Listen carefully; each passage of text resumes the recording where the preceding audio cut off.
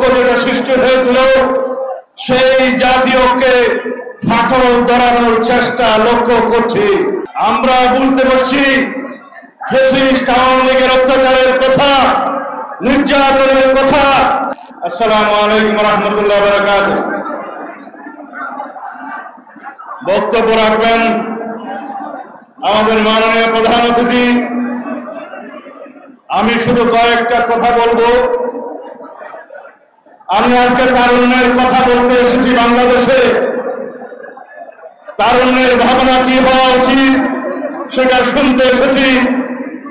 তারুণ্যের রাজনৈতিক অধিকার সারা বাংলাদেশের প্রত্যন্ত অঞ্চলে সমস্ত জায়গায় প্রতিধ্বনিত হয়ে এই আহ্বান জানাতে এসেছি।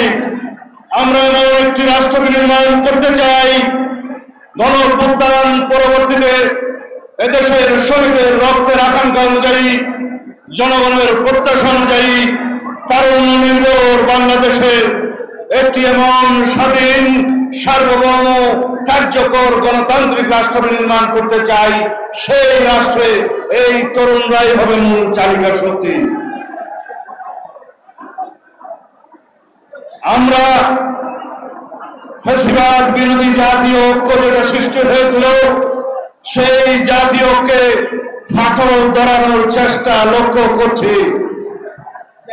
অত্যন্ত সুকৌশলে গণতান্ত্রিক শক্তিগুলোর মধ্যে বিভেদ সৃষ্টির পায়তারা চলছে। আমরা বলতে বসছি ফ্যাসিস্ট আওয়ামী লীগের অত্যাচারের কথা, নির্যাতনের কথা। আমরা বলতে বসছি এই ফ্যাসিবাদী আমলের লুটপাট, দুর্নীতির কথা, গুম, খুন, অপহরণের কথা। আমরা রক্ত দিয়েছি, এদেশের মানুষ রক্ত দিয়েছে গণতান্ত্রিক অধিকার প্রতিষ্ঠার জন্য।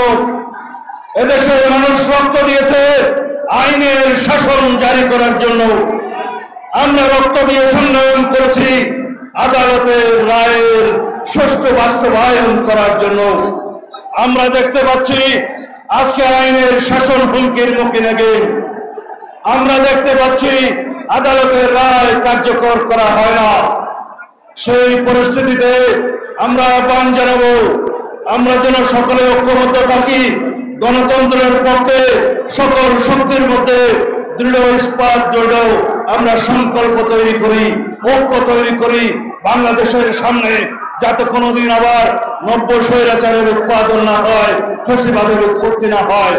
আমরা সেই রকম একটি সংবিধান চাই, সেই রকম একটি রাষ্ট্র কাঠামো চাই, সেই রকম রাষ্ট্র সংস্কার করতে চাই যে রাষ্ট্রের মধ্যে আর কোনোদিন কোন স্বৈরাচারের উৎপত্তি হবে না, আর কোনোদিন সংসদীয় ফেরারের উৎপত্তি হবে না, আর কোনোদিন রাষ্ট্রে স্বৈরাচারের, ফ্যাসিবাদের উৎপত্তির কোন প্রজনন স্থল হবে না।